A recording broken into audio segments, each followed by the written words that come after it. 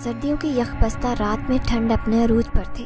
میں ٹرین سے اترا اور کوئی سواری ڈھونڈنے لگا جو مجھے گاؤں لے جاتے، مگر وہاں موجود کوئی بھی سواری تڑیانہ گاؤں جانے کے لیے تیار نہیں تھی۔ مجھے بڑی حیرت ہوئی کہ ایسا کیوں ہے۔ ابھی 3 سال پہلے تو جب میں گاؤں سے شہر آیا تھا تب تو وہاں پر ہر سواری جاتی تھی، رات بھی اتنی زیادہ نہیں تھی، پھر اب کیوں کوئی بھی جانے کے لیے تیار نہیں ہے۔ اگر میں اسٹیشن پر رکتا تو صبح تک انتظار کرنا پڑتا، اور اگر میں پیدل چل دیتا تو شاید 1-1.5 گھنٹے میں پہنچ جاتا۔ یہ سوچ کر میں نے اپنی چادر کی بکل اچھی طرح ماری اور گاؤں کی طرف چل پڑا۔ اسٹیشن سے باہر نکلتے ہی ٹھنڈی ہوا کے تھپیڑے میرے منہ پر پڑنے لگے، مگر میں بھی ڈھیٹ بن کر چلتا رہا۔ ایک تو سردی بہت زیادہ تھی، اوپر سے پہلے سفر کی تھکاوٹ اور بعد میں پیدل چلنے کی کوفت۔ میرے جسم کا ایک ایک بال دکھ رہا تھا۔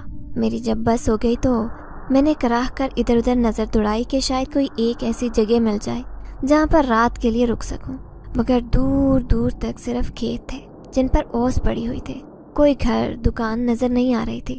میں ایک مرتبہ پھر سے چل پڑا۔ بہت ہمت کرتے ہوئے گاؤں میں پہنچا تو پورا گاؤں سنسان تھا۔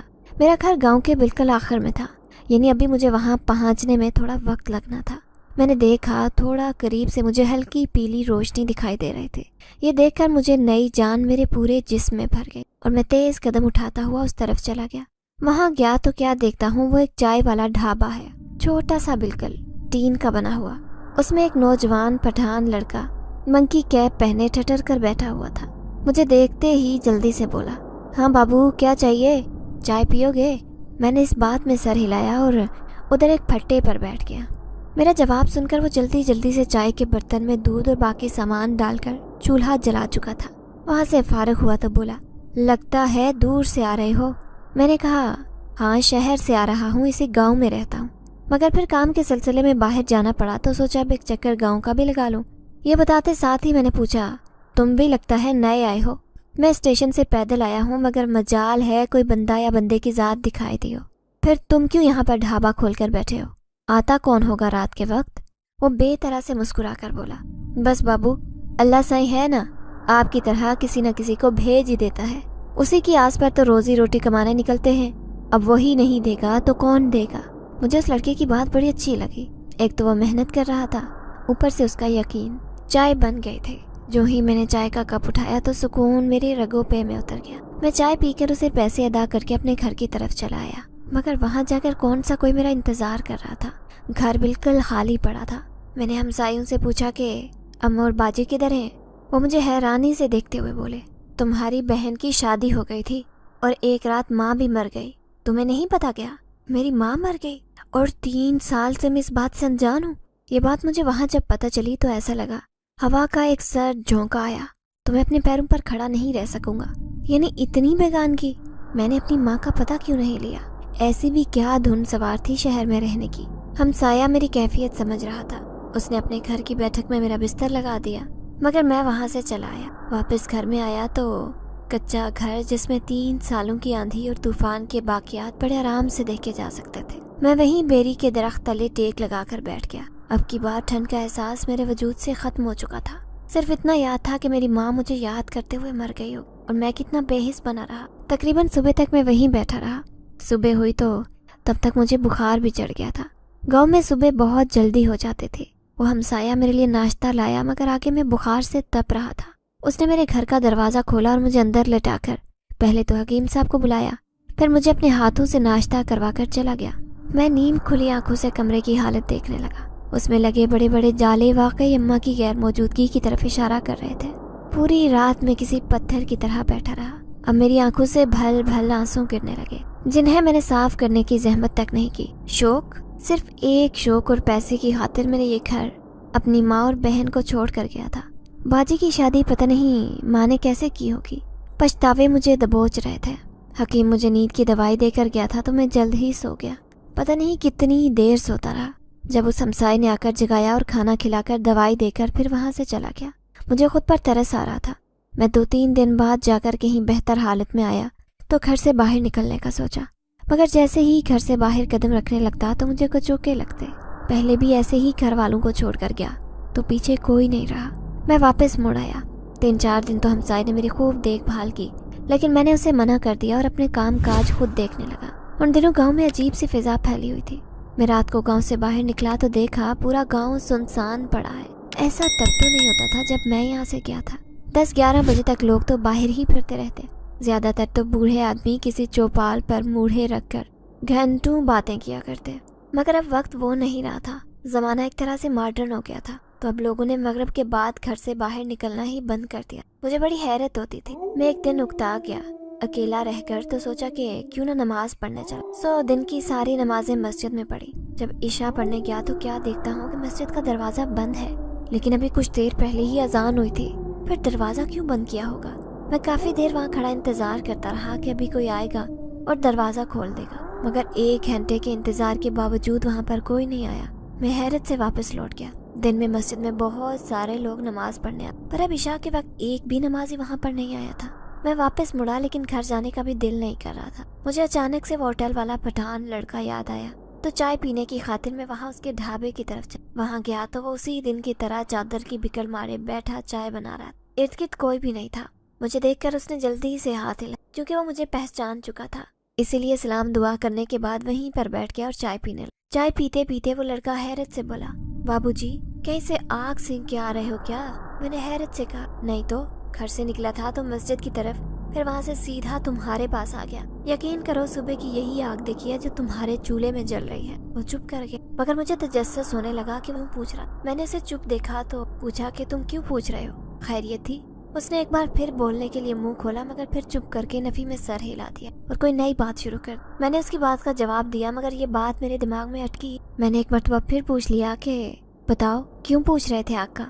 वो सोचता हुआ बोला, धुएं की महक उठ रही थी आपसे, मुझे लगा कहीं बैठकर आग सेंकते होंगे। मैंने नफी में सर हिलाया और कहा, नहीं तो, ऐसा तो नहीं है। वो जल्दी से बोला, मुझे ही कोई गलतफहमी हुई होगी। आप सुनाओ, शहर में क्या काम करते थे? मैं उसे बताने लगा कि मैं वहाँ पर अदाकारी करता था। स्टेज शो में रोज कोई ना कोई रोल करता था, यही मेरा बहुत बड़ा शौक था।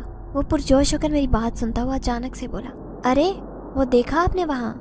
मैं अपनी बात में मगन था और मेरा रुख भी पठान लड़के की तरफ था, तो मुझे जो कुछ दिखाई दे रहा था मैं वो नहीं देख सकता। वापस मुड़कर सड़क की तरफ देखा तो वहाँ पर कोई भी नहीं था। मैंने पूछा, क्या था उधर जो मुझे दिखा रहे थे? वो झिझक कर बोला, मुझे लगता है कुछ भी नहीं था, मेरा वहम होगा। फिर भी क्या था? मैंने इसरार किया, मगर वो बात टाल गया और मैंने फिर उसे अपनी कहानी सुनाना शुरू कर दी। मगर अभी 2 लम्हे ही गुजरे, वो चौंक कर सड़क की तरफ मुतवज्जे हुआ और बोला, वो फिर गुजरी है यहाँ से। इतना बोलकर वो अपने ढाबे से बाहर आ गया और गर्दन घुमाकर इधर उधर देखने लगा। उसकी देखा देखी मैं भी पीछे आ गया, मगर दूर दूर तक सिवाय अंधेरी सड़क के मुझे कुछ भी दिखाई नहीं दे रहा था। मैंने उसके कंधे पर हाथ रखा तो वो बौखला कर पलटा, फिर मुझे देखकर खजारत से हंसते हुए बोला, मुझे लगा था जैसे यहाँ पर कोई छोटी बच्ची थी। छोटी बच्ची? मैंने सवालिया निगाहों से उसे देखा तो वो सोच सोच कर बोलने लगा, हाँ छोटी सी बच्ची। उसने सफेद रंग की फ्राक पहन रखी थी, यहाँ से पहले इधर भागी थी फिर दूसरी तरफ। मैंने पूछा, तुम्हें यकीन है तुमने यहाँ पर किसी छोटी बच्ची को ही देखा था? वो हाँ बोलता बोलता चुप हो गया, फिर सर खुजाता हुआ बोला, मुझे लगता है मेरा वहम होगा, वरना इतनी रात को इंसान बाहर नहीं निकलते, किसी बच्ची ने क्यों निकलना है? वैसे भी अगर होती तो दिखाई दे जाती। अब भला काफी देर हो गई है हमें यहाँ पर खड़े हुए, मगर अब वो एक मर्तबा भी नजर नहीं आए। चले हम अंदर चलते हैं, सुबह से ही चक्कर आ रहे थे मुझे, उन्हीं की वजह से कुछ हुआ होगा। हम दोनों वापस अंदर आ गए, मगर मैंने गौर किया वो पठान लड़का कुछ उलझा उलझा दिखाई दे रहा था। बेशक उसने मुझे मुतमईन कर लिया था, मगर वो खुद मुतमईन नहीं दिखाई दे रहा था। मैं उससे बातें करने लगा, शहर में मैंने क्या क्या किरदार निभाए सब बताने लगा, तो जल्दी से उसका ध्यान उस छोटी बच्ची से भटक कर मुकम्मल तौर पर मेरी जानिब मबजूल हो गया। मैंने फिर भी सुकून की सांस। उसके बाद ऐसा वैसा कुछ भी नहीं हुआ था। तकरीबन 12 बज गए थे मुझे वहाँ पर बैठे बैठे, मगर उठने का जी नहीं चाह रहा था। बहुत दिन बाद कोई मुखलिस सा लड़का मिला था जिसके साथ दोस्ती करके मैं किसी घाटे में नहीं रहने वाला था। मैंने जाने की इजाजत मांगी तो मेरे कहने से पहले ही वो बोल उठा, बाबूजी कल भी जरूर आना, मुझे यहाँ आना आपका बड़ा अच्छा लगा है। वक्त कट गया मेरा तो। उसने मुसाफा किया और वहाँ से मैं चला आया। खामोश रास्ते से चलते हुए मुझे ऐसे लग रहा था जैसे मैं अकेला नहीं। 2-3 मरतबा मुड़कर पीछे देखा, मगर दूर दूर तक बंदे तो क्या एक बंदे का भी नामो निशान नहीं था। मगर अपने साथ किसी की मौजूदगी का एहसास बहुत ज्यादा बढ़ चुका था। मैं थक गया था, इस बात को पसे पुश डालकर घर आ गया। मगर जैसे ही घर में मौजूद बेरी के दरख्त के नीचे से गुजरा तो मुझे बहुत ज्यादा जलने की बू आई। मैंने तारीकी में आंखें फाड़ फाड़ कर बेरी को देखा तो उसके नीचे से धुएं के मरगोले उठते हुए फिजा में गुम हो रहे थे। मैं चौंक गया, जब करीब जाकर देखा तो वहाँ पर कोई धुआं नहीं था और अब तो जलने की बू भी मुकम्मल तौर पर ख़त्म हो। ये क्या माजरा है। मैं चंद लम्हे वहाँ खड़ा रहा, फिर चुप करके कमरे में चला गया। वहाँ गया तो अचानक से मुझे अम्मा का वाक़या याद आ गया। वो भी अक्सर ही रात को बाहर सोए, गर्मी हो या सर्दी। हम जितना भी कहते अंदर आ जाएं, मगर वो बात नहीं सुन और कभी भी हमें अपने साथ नहीं सुलाया था, हमेशा खुद से दूर ही रखते। एक मर्तबा में रात को वॉशरूम जाने के लिए कमरे से बाहर निकला तो पैरों में जूता नहीं था। मैं जैसे ही कमरे से बाहर निकला तो क्या देखा कि अम्मा उसी बेरी के दरख्त के नीचे बैठी कुछ कर रही। मैंने दूर से ही पूछा, क्या हुआ अम्मा, क्या ढूंढ रही हो? इतनी पूछने की देर थी कि अम्मा एक झटके से पीछे मुड़ी और मुझे देखकर घबरा गई, जैसे उनकी कोई चोरी मैंने पकड़ ली हो। मैं आगे आने लगा तो चिल्ला कर बोली, जूता पहन कर आओ, ऐसे नंगे पैर मत चले आना। मैं वापस जूता पहनकर कमरे से आया तो क्या देखता हूँ, अब बेरी के नीचे अम्मा बैठी नहीं थी बल्कि खड़ी हुई थी। मैं करीब चला आया, कंखियों से नीचे ज़मीन पर देखा तो ऐसा लग रहा था जैसे वहाँ की मिट्टी खोदी हुई थी, मगर उसे जल्दी से दोबारा सही कर दिया हो। मैंने पूछा, यहाँ क्या कर रही थी आप? वो मुस्कुरा कर बोली, कुछ नहीं, यहाँ से गुजर रही थी, मुझे वॉशरूम जाना था तो जूता टूट गया, बस अब बैठी वही ठीक कर रहे थे। साथ ही उन्होंने हाथ में पकड़ी हुई टूटी हुई चप्पल मेरे सामने कर दी तो मैं भी पुरसुकून हो गया और मज़ीद तफ्तीश नहीं की। आज मुझे बेरी तले से वो धुआं और अजीब सी बू आई तो पता नहीं क्यों अचानक से अम्मा की ये बात याद आ गई। क्या मुझे मिट्टी खोद कर देखना चाहिए था उस वक्त वो क्या कर रही थी? एक अजीब सी सोच मेरे जहन में आई, मगर मैं उसे रद्द करके सो गया क्योंकि ये बात बहुत साल पुरानी थी। अगली सुबह में उठा तो वही हमसाया मेरे घर आया। उसने हाथ में नाश्ते की ट्रे थाम रखी थी। मुझे नाश्ता देकर वैसे ही खड़ा था तो बोला, यार अकरम, ये बेरी मैंने सुना है अच्छी नहीं होती, वैसे भी ये घर अकेला है, यहाँ कोई नहीं रहता, तो इसे तू कटवा दे। मैंने बेरी को देखा जिस पर छाल लटक रही थी और उसे खौफनाक सा रूप दे रही थी। अम्मा ने लगाई थी मेरे पैदा होने से पहले, उनकी निशानी है, नहीं काट सकता। वो स्पाट लहजे में बोला, इतना ख्याल होता अपनी अम्मा का तो छोड़ कर ना जाता उसे। मैंने उसे कोई जवाब नहीं दिया। जब मेरे घर के बाहर एक बूढ़ी औरत गुजरते हुए रुकी, हमारे घर की दीवारें बहुत छोटी थीं तो बाहर वाला बड़े आराम से घर के अंदर न सिर्फ झांक सकता था बल्कि बातचीत भी कर सकता था। मुजफ्फर सही कह रहा है, कटवा दे इसे, मुझे तो खदशा है कि गांव में पड़ने वाली मुसीबत इसी बेरी की वजह से ना हो। हम दोनों जो अपनी बातों में मगन थे चौंक गए। मैंने हैरानी से पूछा, खाला क्या बात कर रही हो, कौन सी मुसीबत? तो वो हैरानी से बोले, तुझे जैसे पता नहीं, 4 दिन हो गए हैं पिंड में आए हुए, अभी तक छन्ना काका बना हुआ है। मैं तो कहती हूँ इस गांव में जितनी बेरियां हैं सारी कटवा दें, कहीं ना कहीं पर से तो मुसीबत से जान छूटेगी। वो औरत खुद ही सवाल जवाब कर रही थी जिसकी मुझे बिल्कुल समझ नहीं आ रही थी। मैंने मुजफ्फर को देखा तो वो भी पुरसुकून था, गोया उस औरत की सारी बात सुन और समझ रहा हूँ। बात तो तेरी ठीक है खाला, मुझे तो बड़ा खौफ आता है इस बेरी से, तभी तो अकरम को बोल रहा था कटवा दे इसे, कहीं फसाद की जड़ यही ना हो। वो औरत भी अब मुजफ्फर को कोई जवाब देने में मगन थी। मैं बड़ा हैरान होकर उसकी आधी अधूरी बातें सुन रहा था। वो पता नहीं क्या बोल रहे थे जो मेरे पल्ले नहीं पड़ रहा था। मैंने पूछा, यार क्या बात है, तुम दोनों आपस में ही लगे हुए हो, मुझे भी तो बताओ क्या मुसीबत पड़ी है गांव में। इतना पूछने की देर थी कि मुजफ्फर बोला, बताता हूँ यार, मगर इससे पहले ही वो औरत देख कर मुझे बोली, देख काका, मुझे यहाँ से जाने दे, फिर बताई, ऐसी खामखा की बला मेरे गले न पड़ जाए। मेरा तो मशवरा है बस बेरी कटवाओ और चुप कर जाओ, बाकी बातों की वजाहत में ना पड़ो। इतना बोलकर वो बूढ़ी औरत बड़बड़ाती हुई वहाँ से चली गई। मैंने हैरत से मुजफ्फर को देखा तो वो इशारे से बोला, डरने की ज़रूरत नहीं है। मैंने पूछा, क्या हुआ? वो मुझे पुरसुकून होता हुआ बोला, बताऊंगा फिर बताऊंगा, अभी नहीं, कल कहीं चलते हैं गांव से बाहर, फिर बताऊंगा। अब मेरी कलबलाहट मजीद बढ़ गई थी कि ऐसी कौन सी बात है जो मुझे मुजफ्फर यहाँ पर नहीं बता सकता। और वो औरत भी इसी खौफ से यहाँ से चली गई कि इसके सामने ये बात ना हो। मैंने दोबारा मुजफ्फर को पूछा मगर वो काम का बहाना करते हुए वहाँ से चला गया। दफातर मुजफ्फर के जाते ही मुझे रात वाला वाकया याद आ गया जब मैं मस्जिद में ईशा की नमाज पढ़ने गया और आगे से मस्जिद बंद थी। मैं घर के अंदर आ गया, तभी मेरी निगाह बेरी पर पड़ी तो मेरे दिल में होक उठे। पता नहीं अम्मा ने कितनी मोहब्बत से ये बेरी लगाई होगी, मगर आज अम्मा यहाँ पर मौजूद नहीं थी और वो बेरी वहीं की वहीं मौजूद थी, बल्कि बहुत बड़ी भी हो चुकी थी। और ये मुजफ्फर मुझे बेरी काटने का मशवरा दे रहा था। मैं कमरे में आकर थोड़ी देर चारपाई पर लेटा तो मुझे बाजी की याद आई। बेशक अम्मा नहीं थी लेकिन बाजी को तो मिल सकता था, उसकी तो शादी हो गई थी। मैं फटाफट उठ बैठा, लेकिन बाजी की शादी कहाँ हुई थी? मुझे तो इस बात की भी खबर नहीं थी। हाँ, अम्मा ने मुझे शहर में 2-4 खतूत लिखे थे जिनमें बाजी के लिए आने वाले रिश्तों का जिक्र हुआ था, मगर मैं ये नहीं जानता था कि उनमें से किस घराने में बाजी की शादी हुई है। वैसे भी वो खत शहर में ही पड़े थे। उन्हें मैं अपने साथ लेकर नहीं घूम सकता था, तो वहीं रख आया।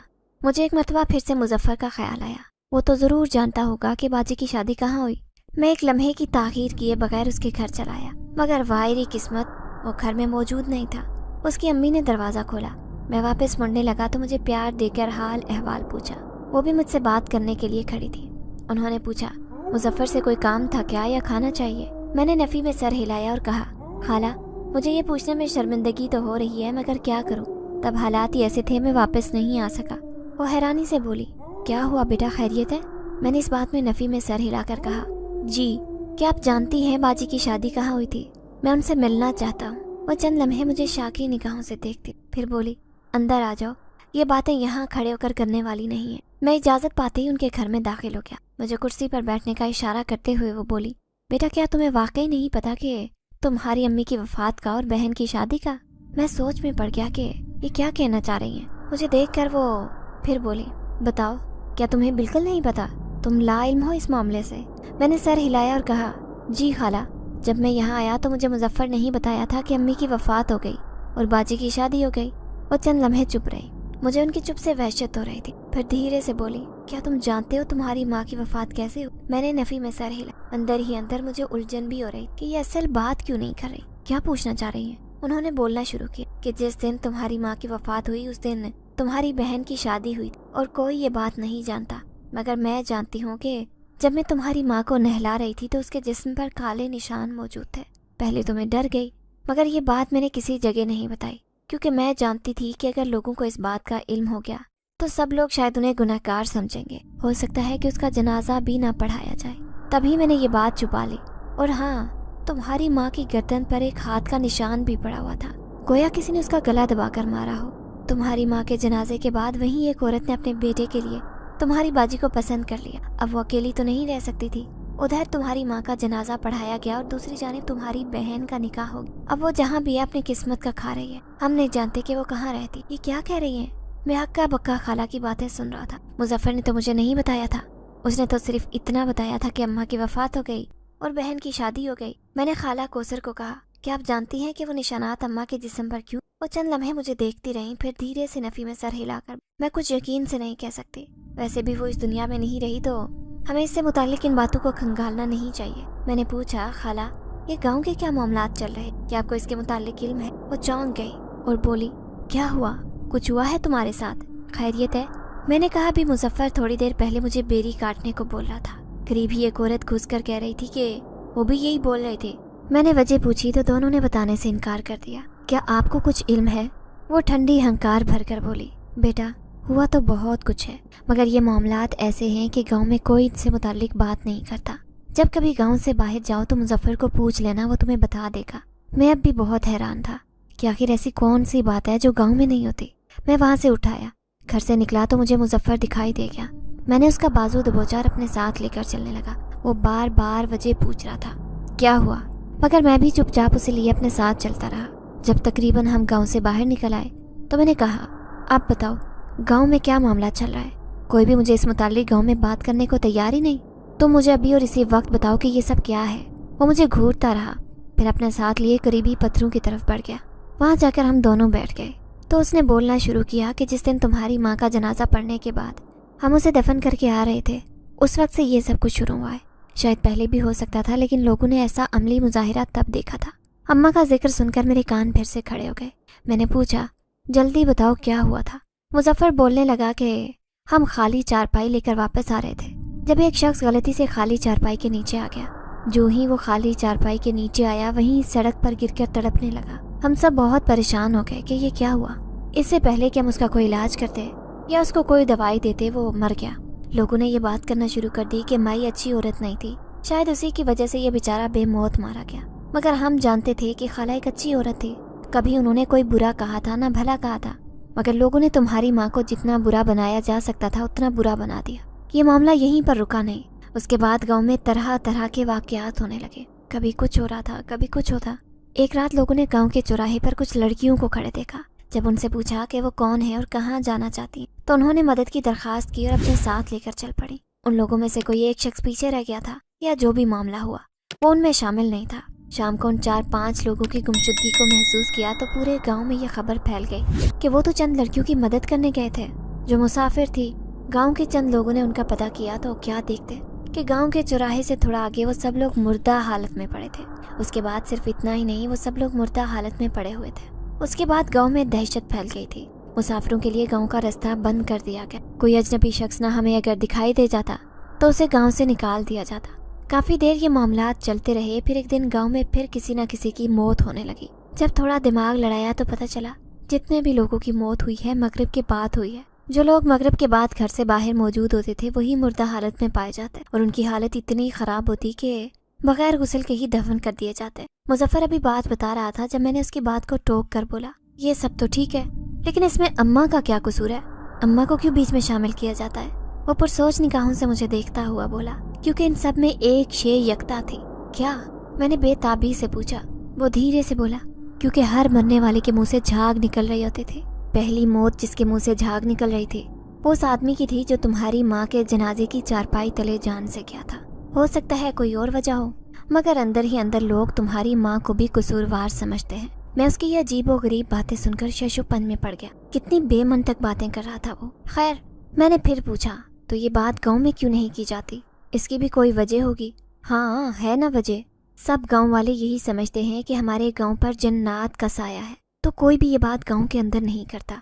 जिन जिन लोगों की मौत हुई है वो अपनी मौत से पहले ही उसी दिन उसी वाक़े के मुतालिक बात कर चुके होते थे या फिर गांव छोड़ने की बात कर रहे होते। तभी अब कोई भी एक गांव छोड़ने की बात नहीं करता या फिर इस बात के मुतालिक गांव के अंदर बात नहीं करता। यही वजह होगी कि फिर इशा के वक्त मस्जिद भी बंद थी। मैंने अंदाज़ा लगाया तो मुजफ्फर ने इस बात में सर हिलाकर मेरी बात की तसल्ली कर दी। मैं गाँव में आकर अजीब कश्मकश में पड़ गया था। मैं वहाँ से वापस आ चुका था। मैंने मुजफ्फर को पूछा कि यार तुम खुद बताओ ये क्या मामला है, तुम्हें क्या लगता है? वो मेरे करीब हुआ और बोला, मुझे लगता है गांव पर जन्नात का साया है जो सबको परेशान कर रहे हैं। सिर्फ मुझे ही नहीं, पूरे गांव को ऐसा लगता है, क्योंकि बहुत सारे लोगों ने आधी रात में पायल की चिंगार, कभी कभार कहके लगाने और ऊंची ऊंची आवाज़ में रोने की आवाज़ें सुनी हैं। मैंने पूछा, क्या सच में तुमने कभी जन्नात देखे हैं? वो नफ़ी में सर हिलाकर बोला, नहीं देखे तो नहीं, मगर बहुत से लोगों को इस चीज़ का तजर्बा हुआ है। मैं चुप कर गया। फिर पूछा, क्या लोगों ने किसी पीर से रुजू किया? मतलब गांव पर जो भी मुश्किल आई है उसके मुतालिक कोई हल निकालने की कोशिश नहीं की? उसने कहा, हाँ बहुत कोशिश की, मगर कोई भी मदद करने के लिए तैयार नहीं होता। जो भी आता है एक ही बात करता है कि हम या तो जिन्नात को कहीं अपनी मर्जी से भेज सकते हैं या फिर अपनी मर्जी से निकाल सकते हैं। इस गाँव में जिन्नात को कोई दूसरा शख्स अपनी मर्जी से लाया, अब हम इन्हें नहीं निकाल सकते। अगर वो जिन्नात या जो भी साया है वो खुद ये जगह छोड़कर जाना चाहे तो तभी जा सकता है, वरना नहीं। मैंने हैरत से कहा, जब इतना सब कुछ मालूम हो गया है तो फिर मेरी माँ पर ये सारा इल्ज़ाम क्यों डाला जा रहा है? उन्होंने तो नहीं किया ना ये सब? वो उलझ गया और बोला, हाँ खाला क्यों करेगी? खैर, हम लोगों के जहन को तो नहीं बदल सकते। उनके नज़रियात साला साल वही रहते हैं जो वो बना लेते हैं। मैं चुप कर गया।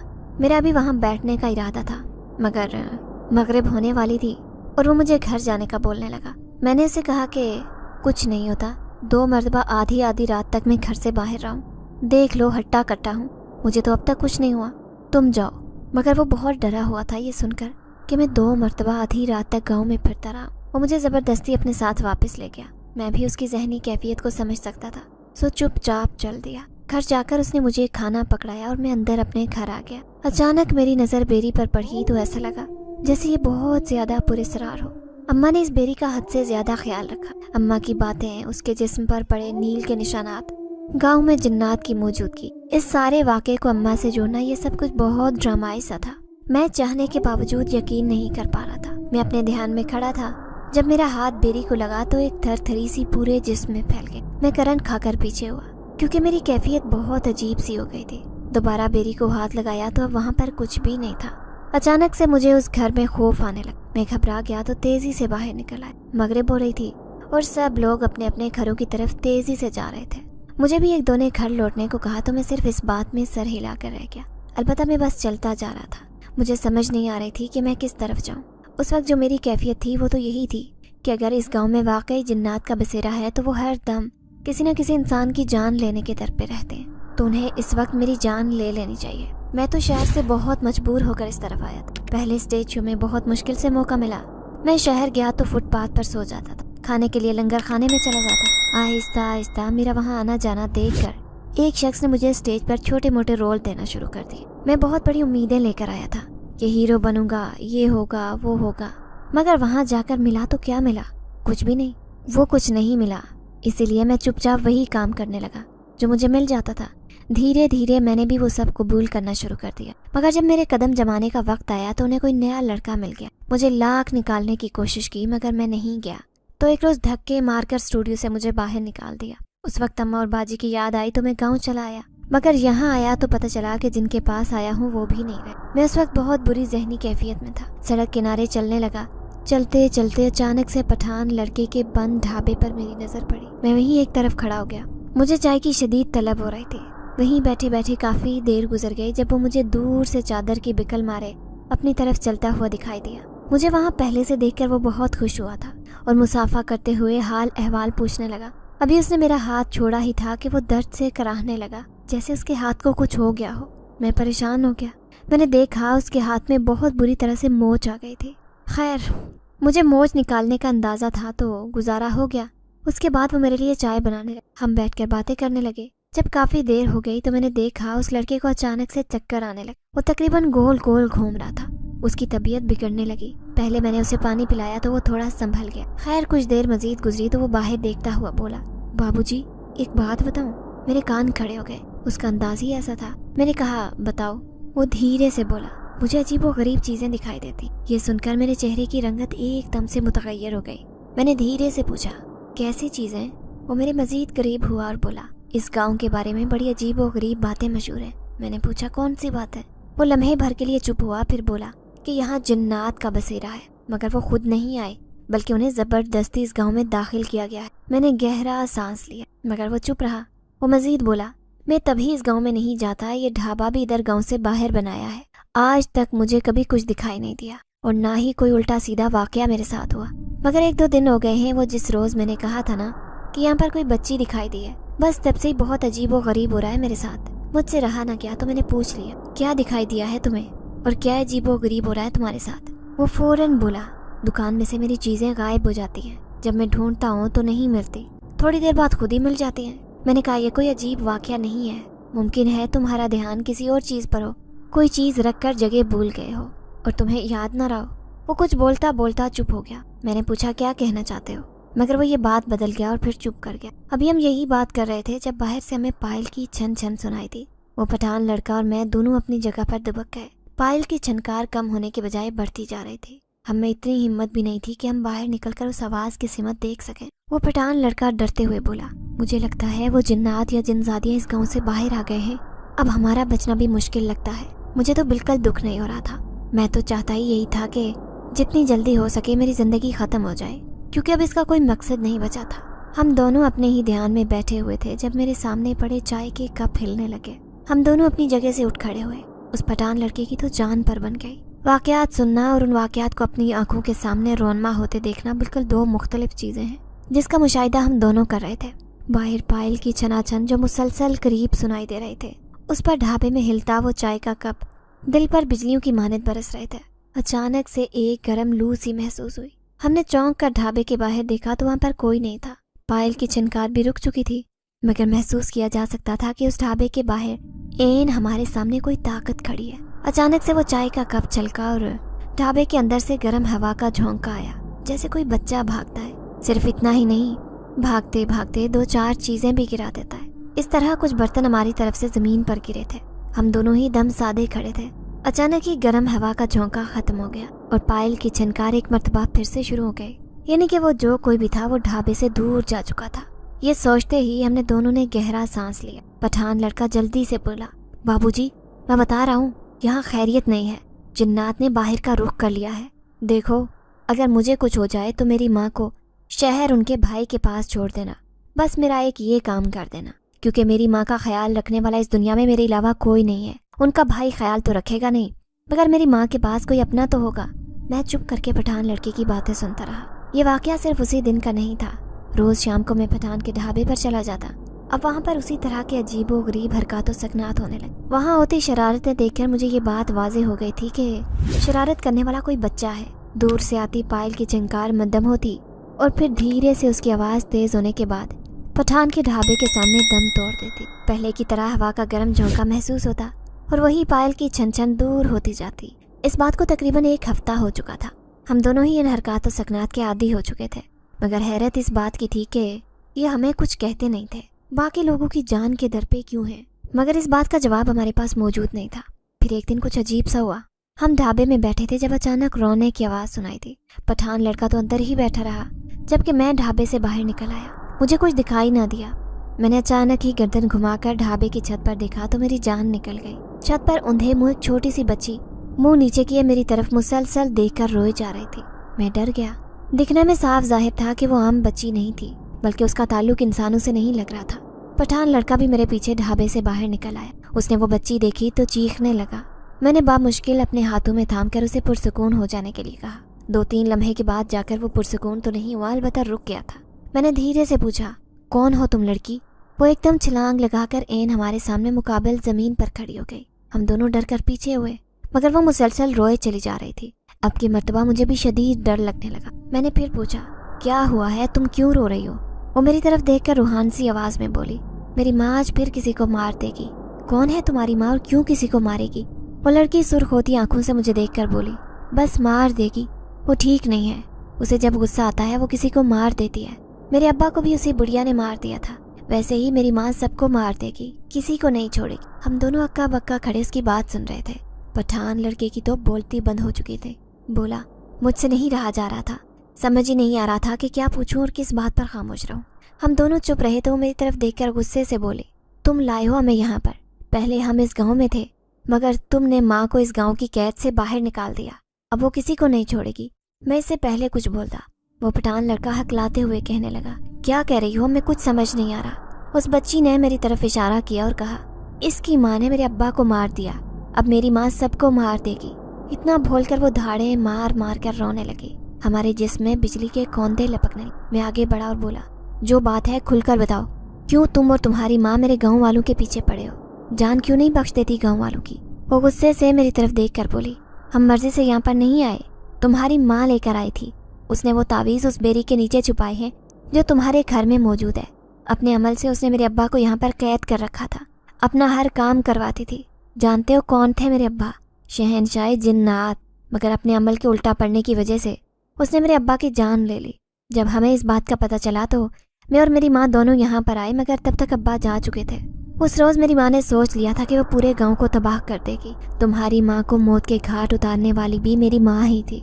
रोज़ वहाँ पर मेरी माँ लोगों को मारकर अपना गुस्सा ठंडा करती है। मुझे भी मज़ा आता था, मगर फिर तुम उस बेरी के नीचे खड़े होते और उसकी मिट्टी को गाँव से बाहर लाने लगे।